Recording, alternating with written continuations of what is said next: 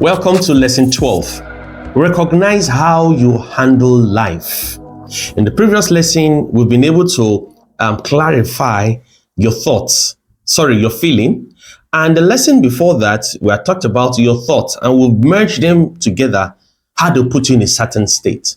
And how they put you in this certain state, we've also talked about how the reticular activating system puts you in a spiral cycle, puts you on a treadmill where you keep experiencing the same thing over and over again until you slam on the brakes of those thoughts and feelings. You're likely to continue to go down slope or downhill, experiencing those negative things that you do not want. But here we're going to be looking at how you can recognize and handle life differently. And here I'm going to be sharing some of my personal stories of what I'd experienced previously, and then I'll see how to tie it to what we call the Source Foundation and Past program. It will be very short and quick, and then in the next lesson, I will be trying to dive even deeper into the Source Foundation and the Past program. Now, firstly, I'd experienced earlier when I was 17, I'd lost my dad, and my father died right before my eye, and there in the hospital, I watched him die, and that's the first time I will see somebody pass, and that left an indelible mark in me. In fact, up to now, talking about it, it still appears as though that's happening right now before my eyes. Now that has given me a perception about life, how fickle life is, how we are here today and we're gone tomorrow. Then it makes me think so much about death. It makes me think so much about how life can easily slip away from our fingers like they were grains of sand. And it makes me understand that we are here today, we might not be here tomorrow, so let's make good use of the today.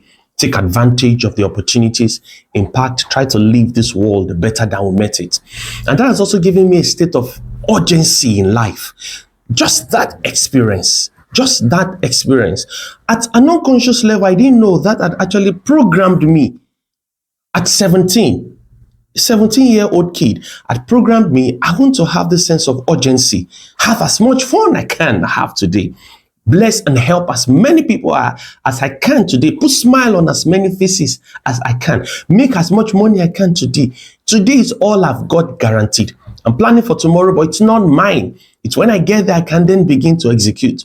But for today, I can make all the advantage that I can and amass as much as I can, and give out as much as I can, and help as many as I can with all I do have as much as I can. And that has actually formed a kind of a template for my life, that experience. Now, another experience, I was working in a school at a time many years ago. Well, of course, when I say many years ago, this is 2025, so I'm talking about something that happened over 15 years ago. So I was working there as a music teacher and as a computer science teacher. And but then the very first day I started out in that school, a kid in my class was disturbing the other kids. So I took the key to my office and then knocked his head, just a small key. I knocked his head just to correct him and align him. Will you pay attention? And I walked back to the board. And while I was still teaching, I noticed the other kids were looking at him and making some gestures, and then they were literally distracted by him. And then when I paid attention, I saw some droplets of blood. Oh my God, what have I done? Long story short, my contract was terminated on the very first day of my employment there in that school.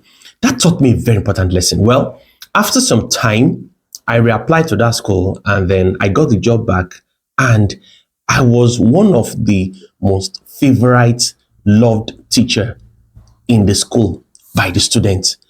And I so much made friends, made good name, made so much impact, mentored and really helped so many of those young people. And that gave me another perception about life as well. That, well, for the fact that you've made an error, you've made a mistake, learn from it and move on. Your past does not equal your future. It's not a motivational statement. It is just the reality of life that we find ourselves in. Because you failed today doesn't mean you're going to fail. Because you failed yesterday does not mean you're going to fail today. Because you failed today does not mean you're a failure. It's a feedback that you need to use in preparing for tomorrow to succeed. Again, that's not a motivational talk. That's a real life experience. So that has given me a perception. And then for the fact that I've experienced shame somewhere and I need to heal. Yes, that's okay. That's okay. That's fine. But then in that same place, I don't need to hide my face. I don't need to go hiding. I don't need to run away from public face. Right? That same place where I experienced that shame, I might still experience some beauty, some bliss, some glory, some promotions, some happiness, and some joys and fulfillment. So it depends on how you see it. That experience in that school taught me something. Now I will share another one, two other stories. Now, again, I'm talking about Source Foundation and past programs, and I will dive really deeper into these two concepts. After sharing my own story in this lesson, I'll delve deeper in the next lesson. Now, I was working in this microfinance bank. In fact, when I left teaching the music and computer science in this school, I moved into a microfinance bank, and then I was working there as the IT, one of the IT guys. Now, I was working there, and it so happened at the time that the the admin manager called me that I should, shuffle drive the auditor to one or two of the branches for official purpose. I obliged because I could drive and I was free at work that time. So we took on one of the official cars. Before we got to the first destination, the car broke down. Long story short, the matter got to the general manager and he summoned me up. What happened, I explained. The admin manager told me to help with the car to take the auditor to two of the branches. And then he said, in your job description and employment letter, what were you employed to do? And then I told him. So he said, were you employed as a driver, as a chauffeur? I said, no. And then he said, because of that, I will be responsible to fix the car. Now, let's put something in context. The cost of fixing that car, it was actually the engine. The cost of fixing that engine, my salary at the time was less than 10% of the value of that engine at the time. So that means I was going to have to work for almost a year or for about a year to be without earning a penny to fix that car. And I told myself, this is not what I'm going to do. So I resigned. When I did, he sent for me and then, you're like a son to me. Come on. Why would you want to just resign like that? I expected you, because the lesson I'm trying to teach you, what I expected you to do was to apologize, to plead. Maybe we could just slash it by half, or could even forgive you totally, and then just go back to work and everything. So go back to the HR, retrieve that letter, and then get back to work. I thanked him. I went to the HR, got the letter back. And then when I got back home, I phoned my pastor, who was like my mentor at the time. And I explained to him what had happened, that I've retrieved the letter. And then he told me something. He said, with the stories you've been sharing with me now, this general manager, as I'm talking about him now, his name is coming quite clear in my head.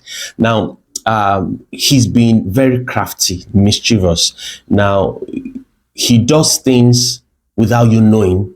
He often catches people unawares. He gives laws and rules and changes it anytime he wants. He's had that mantra. So he telling me, don't worry, we'll forgive and all that, could be a trap. My pastor, my mentor told me that don't be surprised. He might be arranging for the police to come pick you up one day in the office. They lock you up and and then he threatens you and ensures that you pay the money in full. After you paid in full, they releases you on bail, and then he releases you on bail, and then you lose your job. He terminates your employment. So you're going to pay to fix that car and you still lose the job. When he told me that, so go get that letter back and resign. So I resigned without even telling him, and then I left. That also taught me a lesson about trust, about taking people's words at face value. Of course, there is this benefit of the doubt. But now think about if that had happened. Think about the consequence. In fact, I could never have thought about that in my wildest dream, that could ever happen, that somebody could think about such mischief. But again, what if he did? Locks me up. make sure I pay the money in full, which certainly will have to be a loan. I have to go getting from family and friends. And then after paying that, I then lose my job. So that puts me in a particular frame of mind about what people say, how to have a rethink about it, how to listen to what they are not saying, how to also understand and compare their past, and then compare with, have there been patterns in the past to what they are saying now? At some point in this course, we're also going to be looking at what we call, the mental comparison we're always doing. And that's part of the presuppositions of neuro-linguistic programming. Because when you're calling somebody a moron, somebody else is calling you a moron. When you're calling somebody a maniac, somebody else is also calling you a maniac. You're a moron, somebody else is maniac. We're going to be delving deep into this subject in this module. Very interesting concept. It helps you manage your expectations. It helps you manage your thoughts.